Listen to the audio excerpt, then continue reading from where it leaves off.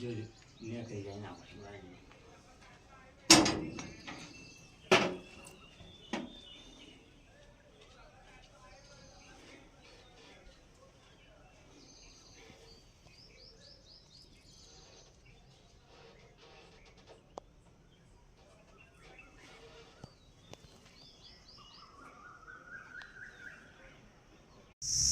નમસ્કાર દર્શક મિત્રો, આપણે જે પટેલના મોરડાથી ફેક્ટરીમાંથી ડાવણ સાપનું રેસ્ક્યુ કર્યું છે તેને રિલીઝ કરવા માટે આવી ગયા છીએ કુદરતી એવાસમાં।